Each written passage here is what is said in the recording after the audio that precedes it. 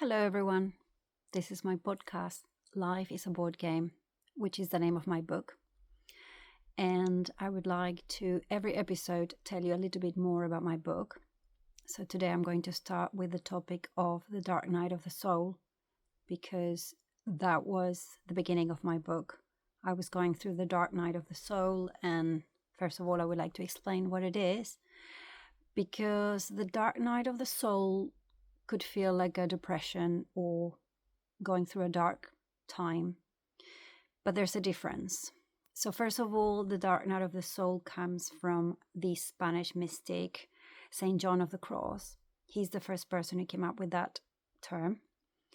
I heard that in a podcast and it really resonated with what I'm going through. And what's the difference, you might think? What's the difference between the dark night of the soul, a depression, or a difficult time in your life? Well, the difference, I would say, is that in the dark night of the soul, there's an awakening, a spiritual awakening, and you realize that your life is not authentic. It's not the life that you would like to live. So you start trying to find who you are. Because I think that a depression, you don't really know what the cause is or how to go forward.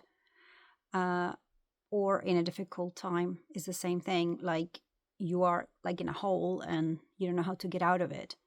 But here there's a little bit of hope because you know that there's something else, that the life that you've been living till now is not authentic, that you've been living according to other people's expectations, according to what you should be doing. And then suddenly you have this realization. It's a painful realization, but you realize this is not the life that I want to live. There's something more for me. I am not following my purpose. And I think that even though it's a very painful realization, there is light at the end of the tunnel because you start asking yourself questions like, what's my purpose? What am I supposed to be doing here?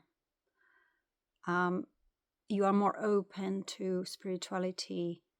You go through an awakening because sometimes we have awakenings, but then we go back to the autopilot and we just carry on living an automatic life. So I would say that that's the main difference. And when I was going through this dark night of the soul, I came up with an idea. I thought, because I love playing board games with my family. They give me joy. They make me laugh. I have fun. So I thought, what if life was a board game? What if the moment that I'm going through right now is like being stuck, like in Monopoly, for instance, it would be the being in jail moment. So I thought, well, maybe I'm stuck. I'm being stuck right now. How do I get out of here? How do I get the number that I need from the die to move forward?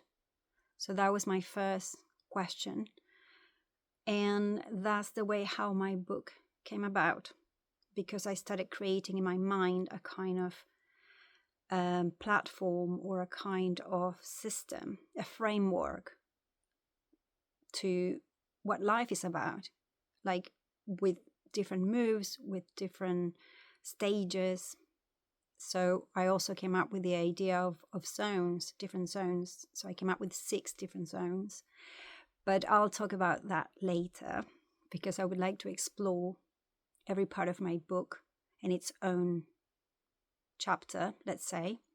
So today is just about, this episode is about the dark night of the soul, and it's more for you to understand the difference between depression, having a bad time, and the dark night of the soul, which I would say is more like the moment when you say, enough, I don't want to live this life that is not my life.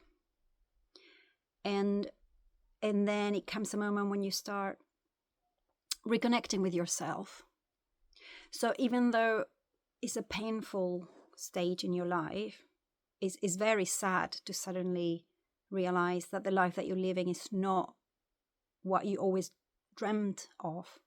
The life that you're living is not following your purpose in life. So, but at the same time, when you realize that, then you can do something about it. So I would say that the main difference, I would say, is that there's a light at the end of the tunnel. How I said before, when you go through the dark night of the soul. With depression, I would say you don't feel like doing anything. You might stay in bed. Nothing makes sense. That is the same, but there isn't this hope that I think that the dark night of the soul brings you, because at the same time is an awakening. You realize that we are spiritual beings. You can't deny that anymore, because sometimes you want to deny that fact, to live a normal life. You don't want to see the invisible, the synchronicities, all the magical things that happen in your life. And with the dark night of the soul, you not only reconnect with yourself, but you also reconnect with this invisible realm of magical things, of synchronicities and all that. So in my book, I include all of this. I include synchronicities, dreams, dreams in two ways. The dreams that we have at night, but also your goals, your desires, all those things as well. So this is just kind of an introduction to my book, and I'm giving you the origin of my book, how it came about. And it came about from this dark night of the soul, which was the catalyst for creation, because the pain was so strong that I had to do something with that dark energy. And my way how to liberate that dark energy was to create a book. It felt almost as I was healing myself by writing the book, because I have always written since I was very young. I've always kept a diary with my thoughts and feelings, but this was a bit different. This was trying to map out all what I was going through.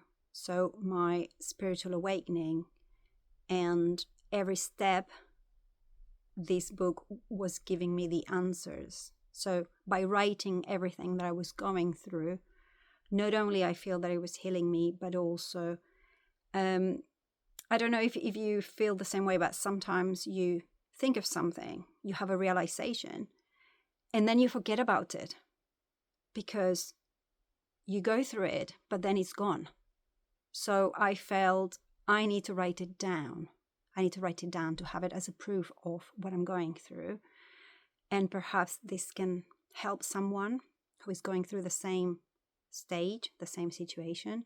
And that's how my book came about. So this is the end of the first episode, and I'll carry on telling you more about my book.